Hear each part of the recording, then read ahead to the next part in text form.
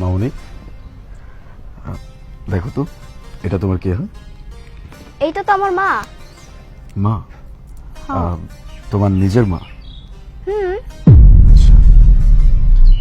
এই বাড়িতে তোমরা কে কে থাকো? আমি আর আমার মা থাকি। বাবা? আমার বাবা তো সৌদিতে থাকে। তুমি একটা কাজ করো মামুনি, তোমার মাকে একটু ডেকে নিয়ে আসো।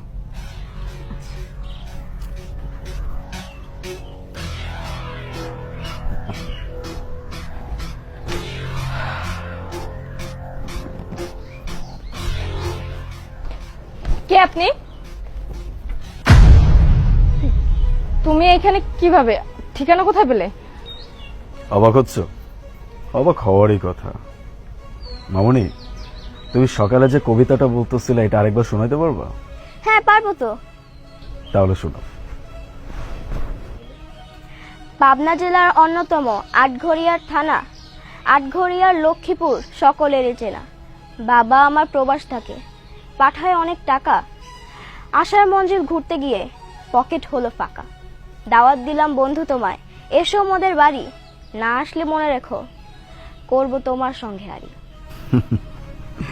এক্স্যাক্টলি এই কবিতায় পাবনা জেলার অন্যতম আটঘরিয়া থানা, আটঘরিয়ার লক্ষ্মীপুর সবারই চেনা। বাবা আমার প্রবাস থাকে, পাঠায় অনেক টাকা। আশা মঞ্জিল ঘুরতে গিয়ে পকেট হলো ফাঁকা। দাওয়াত দিলাম বন্ধু তোমায়, এসো মোদের বাড়ি। না আসলে মনে রেখো, করব তোমার সাথে আরি।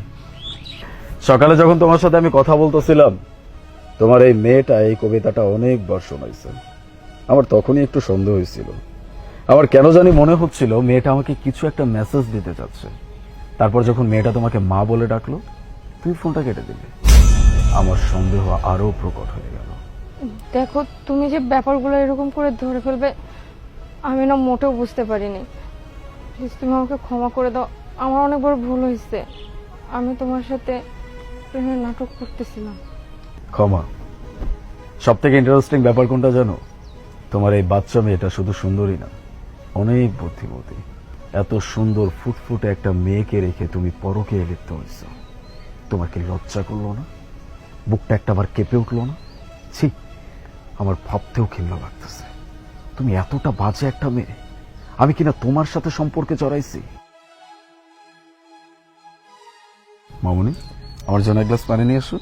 ঠিক আছে।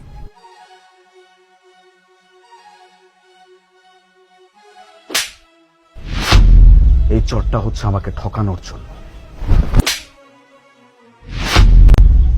আর এই চটটা হচ্ছে এত সুন্দর ফুটফুটে একটা মেয়েকে কষ্ট দেওয়ার জন্য। এখনো সময় আছে, ভালো হয়ে যা।